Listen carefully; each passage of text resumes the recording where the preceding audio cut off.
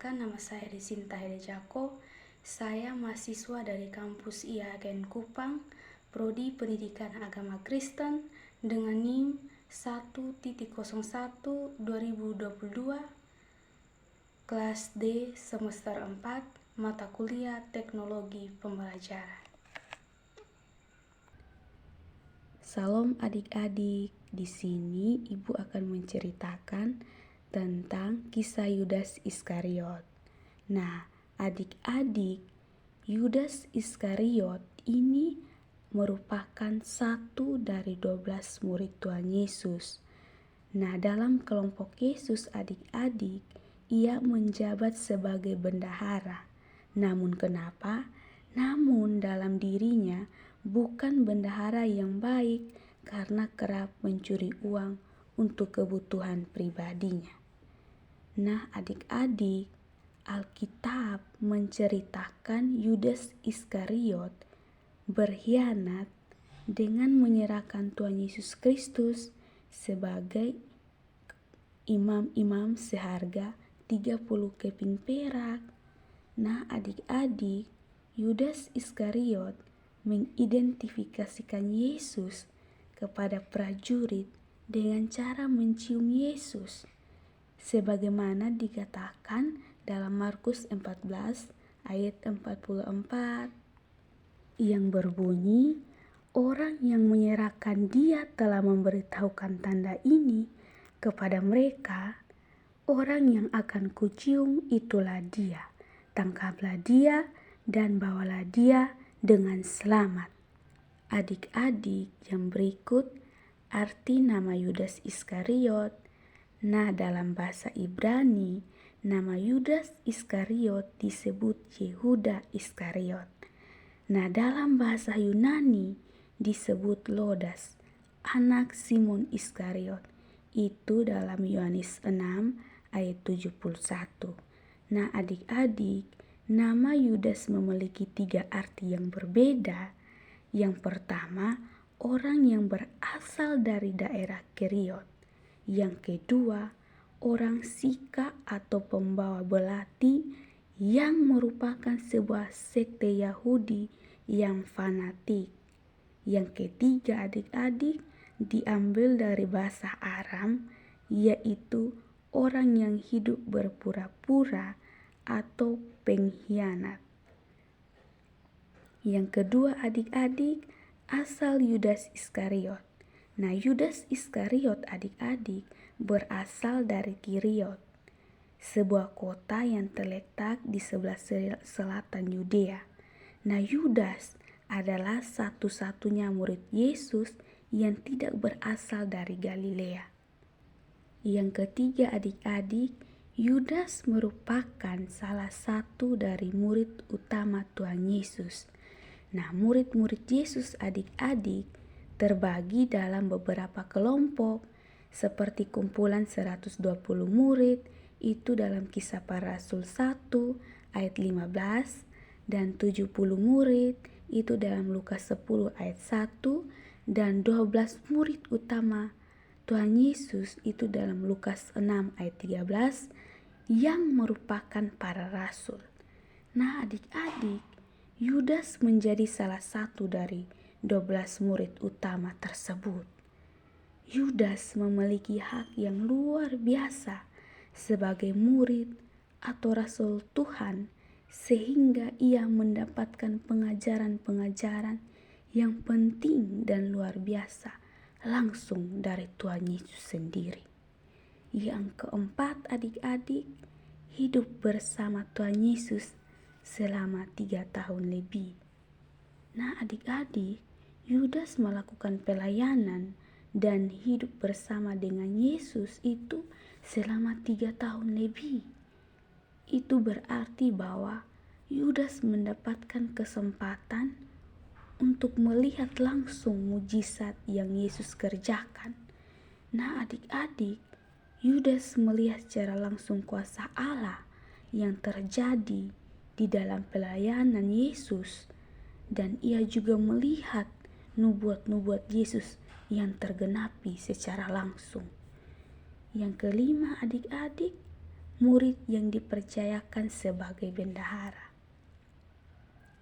Selain menjadi bagian dari 12 rasul atau murid Yesus adik-adik, Yudas juga dipercayakan tugas pelayanan yang sangat strategis dengan menjadi bendahara.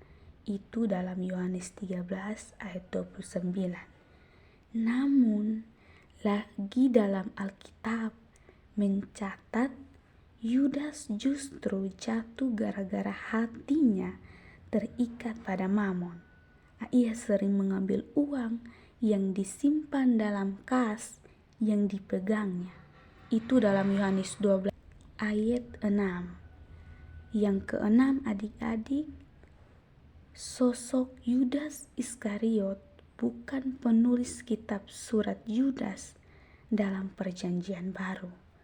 Nah adik-adik, banyak murid Yesus yang menulis kitab-kitab dalam Perjanjian Baru, namun perlu kita ketahui bahwa Yudas Iskariot berbeda dengan Yudas yang menulis kitab surat Yudas.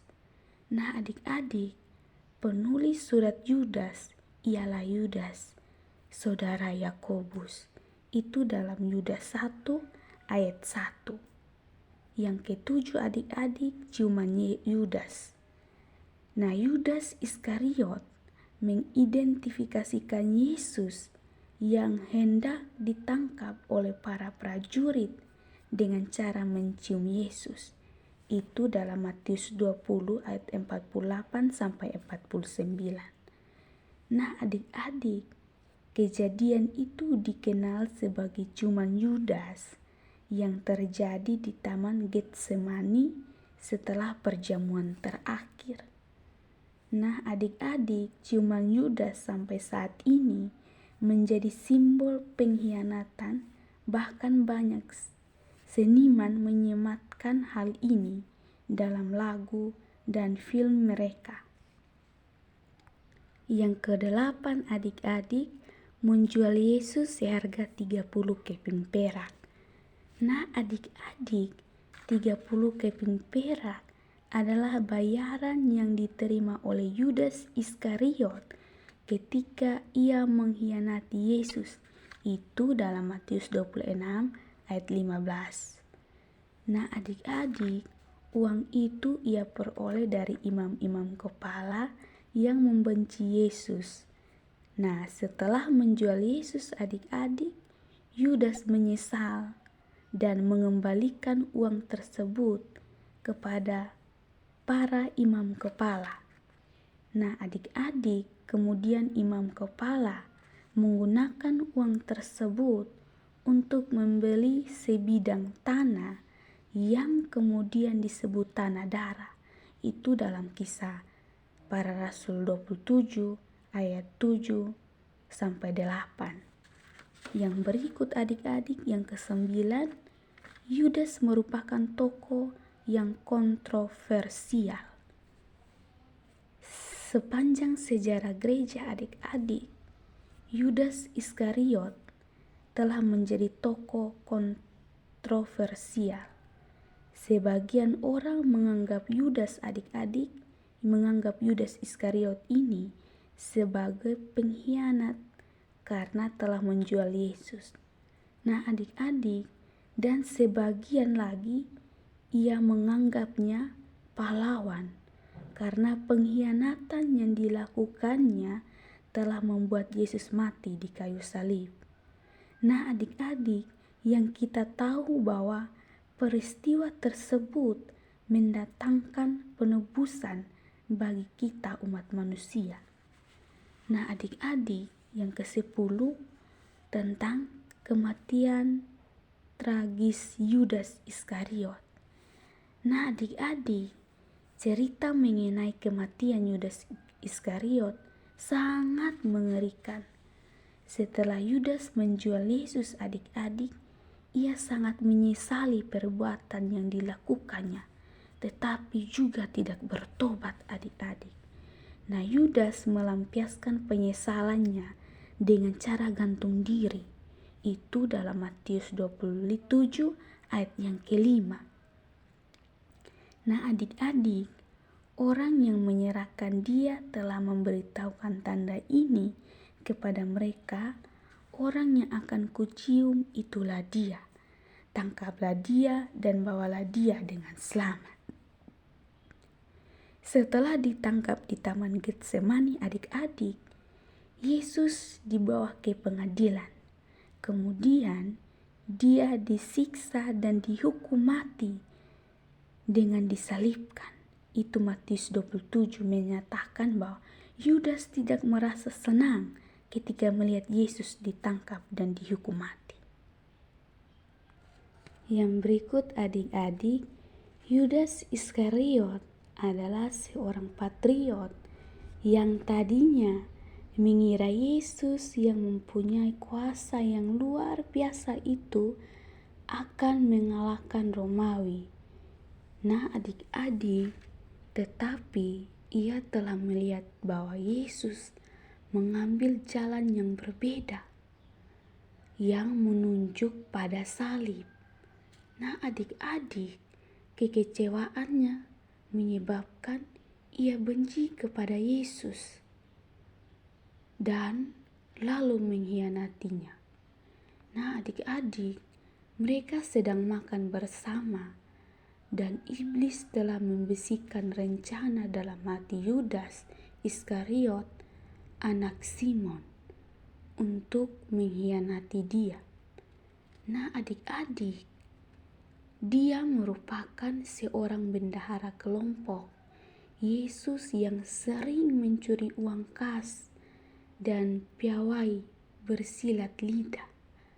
Nah adik-adik, dalam Alkitab ini menceritakan Yudas Iskariot ini berkhianat dengan menyerahkan Tuhan Yesus Kristus kepada imam-imam seharga 30 keping perak. Nah adik-adik, 30 keping perak adalah bayaran untuk Yudas Iskariot ketika ia mengkhianati Yesus. Nah adik-adik, menurut catatan dalam Injil Matius 26 ayat 15, itu pada perjanjian baru, Yudas tidak mengizinkan firman Tuhan dan Roh Kudus menjamah hatinya. Dia mengizinkan kekecewaan, ketidakpuasan tinggal dalam hatinya, sehingga berkembang menjadi roh kebencian.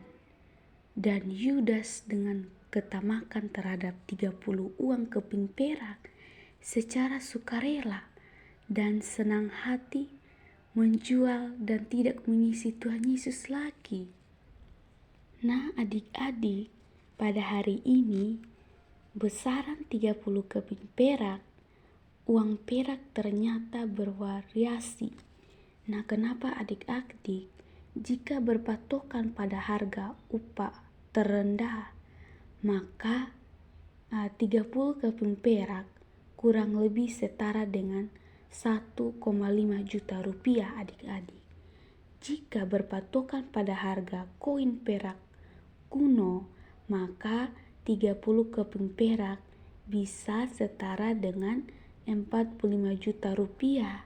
Nah adik-adik, menurut Injil Matius 27, Yudas dipenuhi penyesalan dan mengembalikan uang itu kepada imam-imam kepala sebelum gantung diri.